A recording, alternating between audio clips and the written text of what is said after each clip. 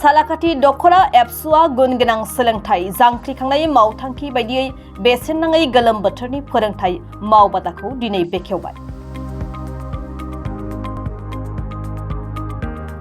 सालाकाथि दख'रा एबसुनि बानजायनायाव गुन गोनां सोलोंथाइ जांख्रिखांनाय मावथांखि बायदियै बेसेन नाङै गोलोम बोथोरनि फोरोंथाइ मावबादाया सालाकाथि गोजौ फरायसालियाव थाखो 9 आरो थाखो 10 नि थाखाय आयदा फारियै गोरलै सानखान्थि, गोरलै बिगियान आरो इंराजि रावखान्थि आयदाफोरखौ फोरोंथाइ होनाया दिनैनिफ्राय 15 साननि थाखाय जागायजेनबाय। मख'नो गोनांदि सालाकाथि दख'रा एबसुनि मानिजाथाव लोगो सोलोंथाइ नेहाथारि खाम्फा नार्जारिनि आफादनि मासि लानानै दैदेननायाव बेखेवनाय हाबाफारियाव क'क्राझार जिल्ला एबसुनि आफादगिरि खाम्फा बसुमतारिया बाहागो लानानै फरायसाफोरनि गेजेराव गोसो थुलुंगाखांथावना बिबुंथि लाखिनानै हाबाफारिखौ बेखेवनानै होयो।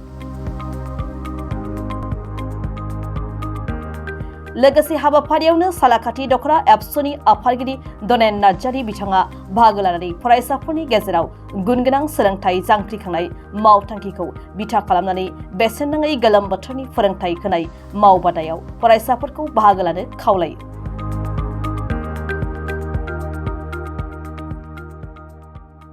गुन गोनां सोलोंथाइनि जांख्रिखांनाय दुलाराय बर' फरायसा आफादनि मावथांखि बेखौ बिथा खालामनानै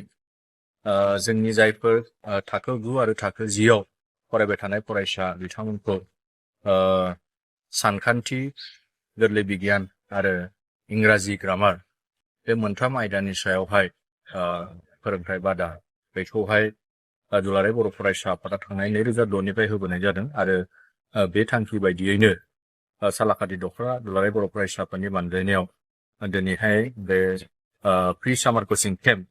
गोलोम बोथोरनि बेसेन नाङै फोरोंथाइ बादा बेखौ बेखेवनाय जादों। दा बेवहाय सोब जोंनि फरायसा बिथांमोनखौ फोरोंनो थाखाय जोंनि फोरोंगिरि जाय बिथांमोनहा दिनै बाहागो लाफैदों बिथांमोनखौ आं साबायखर बावदों। गिबियावनो जोंनि फंबाय बिनानावमोनखौ क्वालिटि गुन गोनां सोलोंथाइ होनो थाखाय आरो जोंनि ओनसोलनि साफ्रोमबो फरायसा बिथांमोनखौ सासे सासे जयग'था सुबुं बानायनो थाखाय जेबादि थांखि लानानै दिनै दख'रा आफादा खामानि मावदों फैबाय थानाय समाव निस्सय जोङो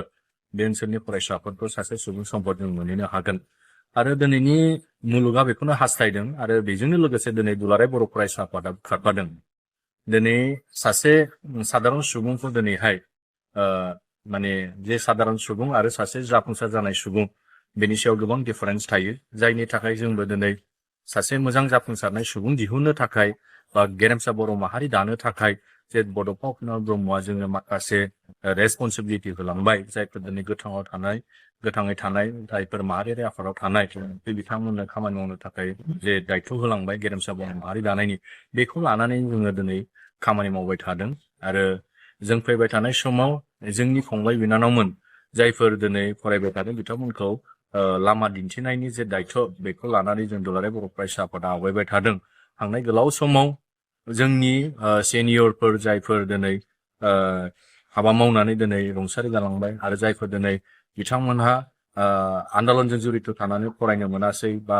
दिनै मोनसे जोंनो बिथा सोरजिनांगौनि थाखाय सोमावसारबोनानै बिथांमोनहा नांगौ रोखोमनि बिथांमोनहा सोलोंथाइ लाबोनो हायासै। दिनै जोङो दिनैनि ग्लबेलजों बा दिनैनि मुलुगजों जोङो जुजिनांगौबा बा नांथाबनानै थानांगौबा सुबुं सम्पद बा गावखौ जोङो एस्टाब्लिश बा जारिमिन हिसाबै जों सोरजिनांगौबा दिनैनि थारिखआव जोङो